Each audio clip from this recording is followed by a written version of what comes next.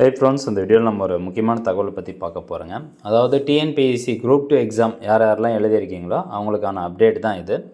So என்ன சொல்லியிருக்காங்க அப்படின்னு பார்த்தீங்கன்னா, 19/11/2025 அன்றைக்கி இந்த ஒரு நோட்டிஃபிகேஷன் வந்து வெளியிட்டாங்க. அதாவது டிஎன்பிஎஸ்சி குரூப் 2 எக்ஸாமுக்கான அந்த காலி பணியிடங்கள் ஏற்கனவே 645 பதவிகள் வந்து ஒதுக்கப்பட்டிருந்தது இனிஷியலாக நோட்டிஃபிகேஷன் வெளியிடும்போது. அதுக்கப்புறம் 18/11/2025 அன்றைக்கி பார்த்தீங்கன்னா வேறு ஒரு பதவிகளுக்கு மொத்தமாக 625 காலி பணியிடங்கள் அதிகரிச்சிருந்தாங்க.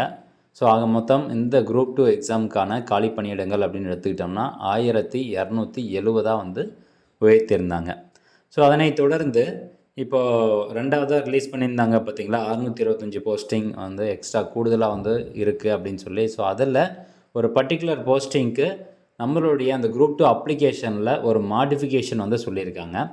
அந்த மாடிஃபிகேஷன் பண்ணுறதுக்கான டைம்லைன் பார்த்திங்கன்னா 22/11/2025 25/11/2025 வரைக்கும் கால அவகாசம் கொடுத்துருக்காங்க. ஸோ அதனால் யாரெல்லாம் வந்து குரூப் 2 எக்ஸாம் எழுதியிருக்கீங்களோ அவங்க உடனே உங்களுடைய ஒன் டைம் ரெஜிஸ்ட்ரேஷன் ஓப்பன் பண்ணி நான் சொல்லக்கூடிய அந்த ஒரு சேஞ்சஸை உங்களுடைய அப்ளிகேஷனில் பண்ணிடுங்க. ஸோ கட்டாயம் வந்து பண்ணிடுங்க, மறந்தும் விட்டுறாதீங்க. அதே மாதிரி நிறைய பேருக்கு இந்த இன்ஃபர்மேஷன் ஷேர் பண்ணுங்கள். The candidates are directed to select yes or no in the drop down of the column. Have you studied biology, botany, zoology as one of the subject in HSC? அதாவது ஒரு question application வந்து கூடுதலாக கொடுக்கப்பட்டிருக்குது. நீங்கள் biology அல்லது botany அல்லது zoology அப்படிங்கிற சப்ஜெக்டில் எதுனா ஒரு சப்ஜெக்ட்டு நீங்கள் ஹையர் செகண்டரி ஸ்கூல் +2 வந்து படிச்சிருக்கீங்களா அப்படிங்கிற ஒரு கொஸ்டின் கூடுதலாக அந்த ஆன்லைன் அப்ளிகேஷனில் கொண்டு வந்திருக்காங்க. அதுக்கு நீங்கள் படிச்சிருந்தீங்க அப்படின்னா எஸ் அப்படின்னு கொடுக்கணும், இல்லைனா நோ அப்படின்னு கொடுக்கணும். இது எதுக்காக அப்படின்னு பார்த்தீங்கன்னா லைவ் ஸ்டாக் இன்ஸ்பெக்டர் கிரேட் 2 இந்த பதவிக்கான ஒரு தேர்வு முறையில் இந்த ஒரு கொஸ்டின் வந்து கட்டாயம் வந்து கேட்குறாங்க. ஸோ அதனால் இந்த ஆப்ஷன் வந்து கரெக்டாக செலக்ட் பண்ணிக்கோங்க. இதுக்கான கால அவகாசம் பார்த்திங்கன்னா மொத்தமாக 4 நாள் தான் வந்து கொடுத்துருக்காங்க. ஸோ இது எப்படி வந்து ஆப்ஷன் செலக்ட் பண்ணுறது அப்படின்னு கேட்டிங்கன்னா, ஃபஸ்ட்டு உங்களுடைய ஒன் டைம் ரெஜிஸ்ட்ரேஷன் வந்து ஓப்பன் பண்ணிக்கோங்க. ஸோ எல்லாருக்கிட்டையும் one time registration usually passport இருக்கும். அதை ஓப்பன் பண்ணிவிட்டு ஓப்பன் பண்ணதுக்கப்புறம் இந்த ஹோம் பேஜ் உங்களுக்கு இந்த மாதிரி தானே வரும். ஸோ இதில் பாருங்கள், கரண்ட் அப்ளிகேஷன் அப்படிங்கிற ஒரு ஆப்ஷன் இருக்கும் டேஷ்போர்ட் பேஜில். அந்த கரண்ட் அப்ளிகேஷன் ஓப்பன் பண்ணிட்டு அப்படியே கீழே ஸ்க்ரோல் டவுன் பண்ணிட்டு வந்தீங்கன்னா, நீங்கள் குரூப் 2 எக்ஸாமுக்கு வந்து அப்ளை பண்ணி எக்ஸாம் எழுதியிருப்பீங்களா, அந்த அப்ளிகேஷனுடைய நேம் வந்து பார்த்துக்கோங்க. அது நோட்டிஃபிகேஷன் 11/2025 அப்படின்னு கொடுத்துருப்பாங்க.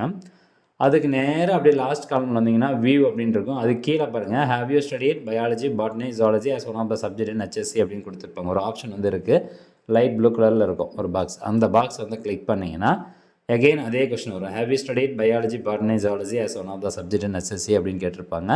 ஜஸ்ட்டு இந்த பாக்ஸை கிளிக் பண்ணி நீங்கள் +2ல் பயாலஜி, பாட்டனி, ஜுவாலஜி எதுனா ஒரு சப்ஜெக்ட் படிச்சிருந்தீங்க அப்படின்னா எஸ் வந்து கொடுங்க, அப்படி இல்லைனா நோ கொடுத்து சப்மிட் பண்ணுங்கள்.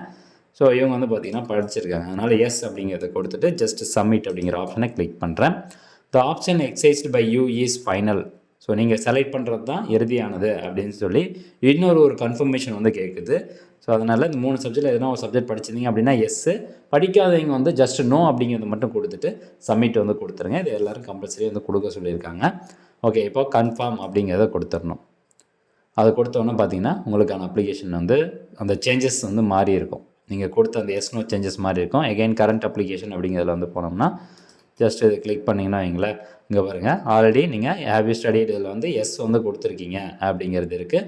ஸோ இன்கேஸ் நீங்கள் தப்பாக கொடுத்துட்டாலும் ரிட்டன் எகெயின் வந்து நீங்கள் கரெக்ஷன் பண்ணுறதுக்கான ஒரு ஆப்பர்ச்சுனிட்டியை வந்து கொடுத்துருக்காங்க. 25/11/2025 நீங்கள் எகெயின் வந்து நீங்கள் செலக்ட் பண்ண ஆப்ஷன் வந்து சேஞ்சஸ் வந்து பண்ணிக்கலாம் வெரிஃபிகேஷன் பண்ணிவிட்டு. ஸோ ஃப்ரெண்ட்ஸ், இந்த அப்டேட் எல்லாருமே வந்து பண்ணிடுங்க. முடிஞ்சளவு நிறைய பேருக்கு ஷேர் பண்ணுங்கள். மீண்டும் அடுத்த ஒரு நல்ல பதிவில் சந்திக்கலாம். நன்றி, வணக்கம்.